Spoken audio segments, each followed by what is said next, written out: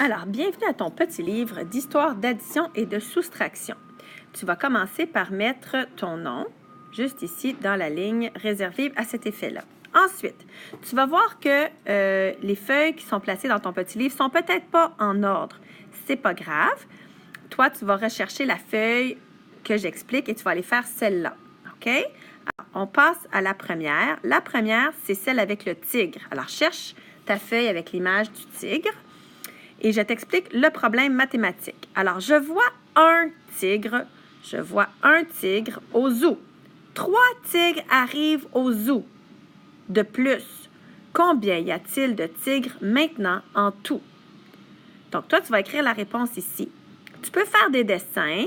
Donc, tu pourrais faire un petit cercle pour un tigre et ensuite rajouter les 3 cercles pour les 3 tigres et m'indiquer ensuite la phrase mathématique. Je veux voir une phrase mathématique. Donc, ici, ça serait 1 plus 3 égale 4. Et tu m'indiques ici la réponse au total. Je veux que tu fasses la même chose pour toutes les feuilles.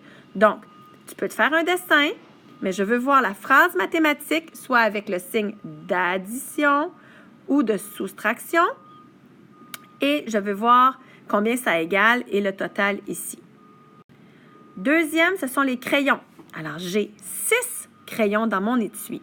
Mon professeur ajoute 7 autres crayons. Elle est gentille. Elle lui donne 7 autres crayons. Et il y en avait 6. Elle lui en donne 7 autres. Combien y a-t-il maintenant de crayons en tout? Combien de crayons en tout? Encore une fois, je veux voir la phrase mathématique et la réponse. Les oiseaux. Je vois 5 oiseaux dans le ciel. 5 autres oiseaux arrivent. Combien y a-t-il de oiseaux maintenant en tout? Les poissons. J'ai 3 poissons dans mon bocal. J'ajoute 5 autres petits poissons. Combien maintenant y a-t-il de poissons en tout? N'oublie pas ta phrase mathématique. Les grenouilles. Je vois 12 grenouilles sur la terre. 5 sautent dans l'eau. Combien en reste-t-il sur la terre? Alors, je suis partie avec 12 grenouilles sur la terre. Il y en a 5 qui sont parties, qui ont sauté dans l'eau. Combien il en reste sur la terre? Les singes. Il y a 2 singes dans la cage. Le gardien apporte 3 autres singes. Combien y a-t-il de singes en tout? Les abeilles. Il y a 5 abeilles dans la ruche. 2 autres abeilles arrivent. Combien y a-t-il d'abeilles en tout? Je veux voir la phrase mathématique et la réponse. Les œufs. Il y a 8 œufs dans le nid. 8 œufs dans le nid. Il y a 4 œufs qui tombent du nid. Oh, pauvres petits œufs, tout cassés. Combien reste-t-il d'œufs dans le nid? Les pingouins. Je vois 4 pingouins sur la glace. 9 autres pingouins arrivent. Combien y a-t-il de pingouins maintenant en tout?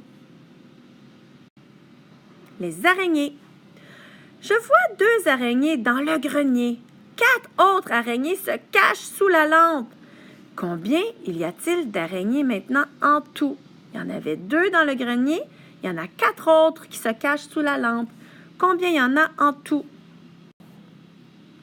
Et la dernière, les fleurs. Il y a 12 fleurs dans mon jardin. Je cueille 4 fleurs. Combien reste-t-il de fleurs dans le jardin? Alors, je suis partie avec 12 fleurs dans mon jardin. J'en arrache, j'en enlève 4. Combien reste-t-il de fleurs en tout, après les avoir cueillies? Voilà. Bon travail!